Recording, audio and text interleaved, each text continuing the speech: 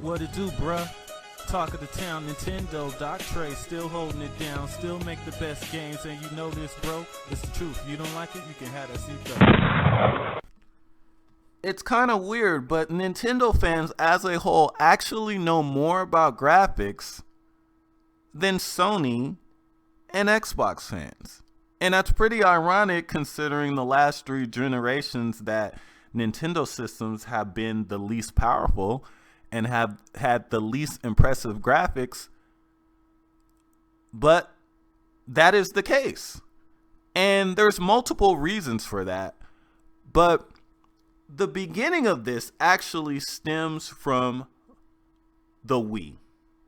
Well, take that back. Technically, it started with the GameCube, because when the Nintendo GameCube came out, Nintendo released some very conservative and downplayed pretty much the power of the GameCube to the point to where even to this day, there are still people that believe the PlayStation 2 is more powerful than the GameCube, despite every single GameCube game looking better than PlayStation 2 versions. Every single one. But there's still people, and there's someone watching this video right now. The PlayStation 2 is more powerful than the GameCube. No, it ain't. Shut up and sit down.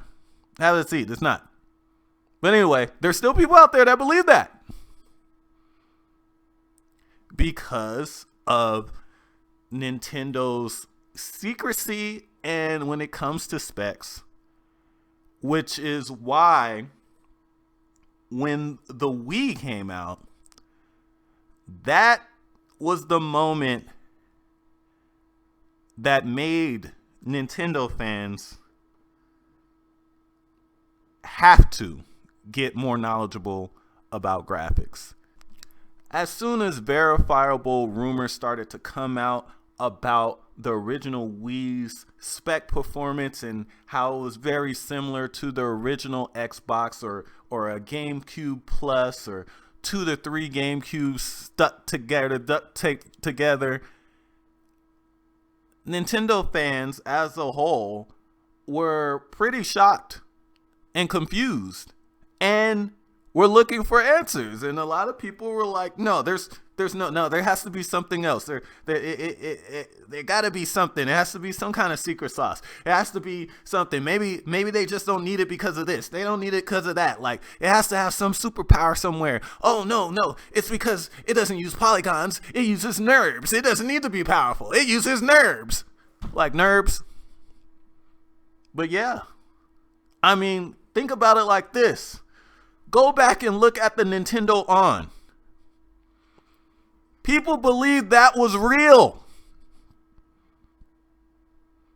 That video didn't even get release dates right, and people thought that was an official Nintendo video. Look how Mario looked in that video. There's no way Nintendo would have made Mario look like that.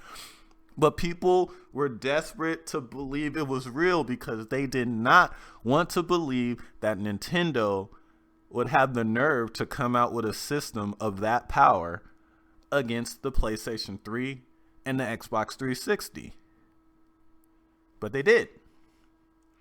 But that forced Nintendo fans to do more research about graphics. Find out what was actually needed in graphical performance, what was most important. And that's where it began. And that's where kind of almost the obsession began. That's why you see the last couple generations, most of, you go to a gaming forum, if they're talking about specs, if people is going back and forth discussing specs, 9 times out of 10, it's about a Nintendo system.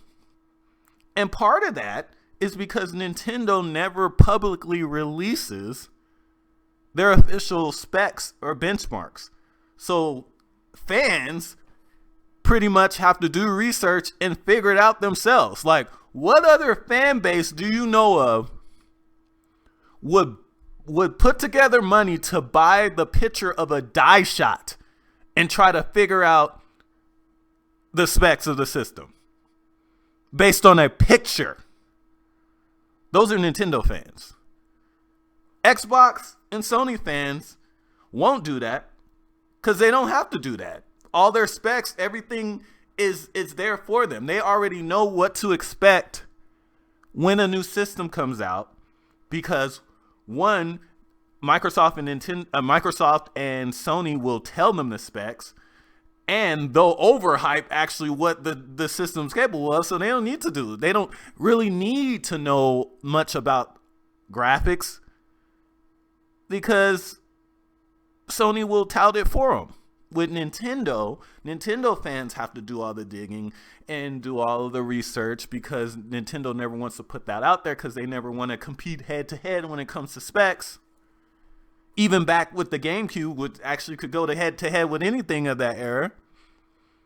So it forced Nintendo fans to do research, and then at the end of the day, became more knowledgeable about specs, and ironically enough, know more about it than Sony and Microsoft fans. Crazy, right?